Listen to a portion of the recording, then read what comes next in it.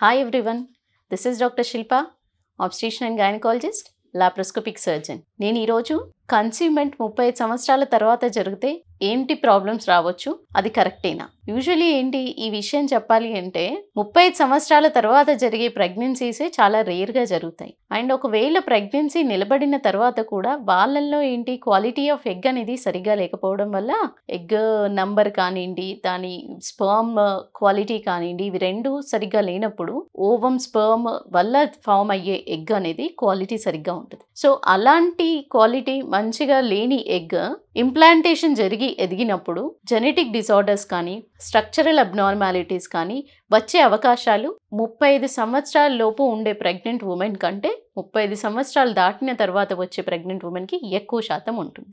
So వీళ్ళు చేయవలసింది ఏంటి, కొంతమందికి ఏంటి ఇన్ఫర్టిలిటీ ట్రీట్మెంట్ తీసుకున్న తర్వాత వాళ్ళు వన్స్ తీసుకొని 35 సంవత్సరాలుకి ప్రెగ్నెన్సీ నిలబడకుండా 35 సంవత్సరాల తర్వాతే ప్రెగ్నెన్సీ, అది నార్మల్ కన్సెప్షన్ కానివ్వండి, ఐవీఎఫ్ ట్రీట్మెంట్ తీసుకున్న తర్వాత కన్సెప్షన్ కానివ్వండి, ఇలా జరిగినప్పుడు ఏంటి అంటే వాళ్ళకు ముందు నుంచి కొంచెం ప్లాన్డ్గా ప్రెగ్నెన్సీ చేయమని చెప్తాం. వాళ్ళల్లో ఒకవేళ థైరాయిడ్ డిజార్డర్స్ కానీ ఉన్నట్టయితే, లేకపోతే ఇన్సులిన్ రెసిస్టెన్స్ సరిగ్గా లేనప్పుడు, డయాబెటీస్ థ్రెషోల్డ్ ప్రీ డయాబెటిక్ రేంజ్లో ఉన్నట్టయితే వాళ్ళకు కొన్ని మెడికేషన్, ఏదైతే ప్రీ డయాబెటిక్ రేంజ్ ఉంటే ఇన్సులిన్ రెసిస్టెన్స్ తగ్గించడానికి కావాల్సిన మెట్ఫార్మిన్ టాబ్లెట్స్ కానివ్వండి, వాళ్ళకి సంబంధించి ఏ మెడిసిన్ సరిపోతుంది అనే లెవెల్స్ని బట్టి అది స్టార్ట్ చేసుకుని, దాంతోపాటుగా థైరాయిడ్ డిజార్డర్స్ ఉన్నట్టయితే దాన్ని కరెక్ట్ చేసుకొని, అండ్ దాంతోపాటు ఫోలిక్ యాసిడ్ డెఫిషియన్సీ అంటూ శరీరంలో ఉండకుండా ఏదైతే మోస్ట్ కామన్ న్యూరల్ ట్యూబ్ డిఫెక్ట్స్కి హెల్ప్ చేస్తుందో ఆ డెఫిషియన్సీ ఉండకుండా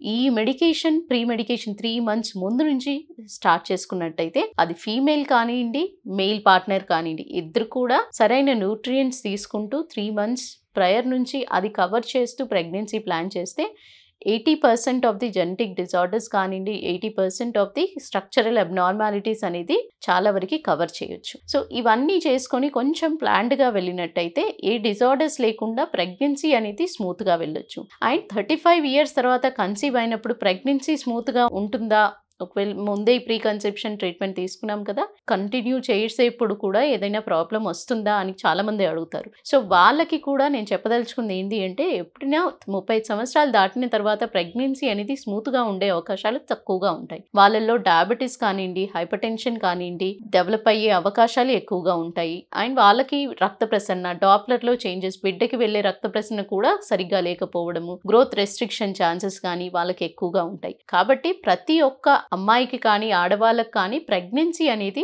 రైట్ ఏజ్ 25 నుంచి 35 సంవత్సరాల వయసులోనే ప్లాన్ చేయమని చెప్తాం. వన్స్ వాళ్ళు 35 సంవత్సరాలు దాటిన తర్వాత అతి జాగ్రత్తగా వాళ్ళు ప్లాన్ చేసుకోవాల్సిన అవసరం ఎంతైనా ఉంది. ఈ వీడియో మీకు హెల్ప్ అయిందని అనుకుంటున్నాను. Thank you. నమస్తే.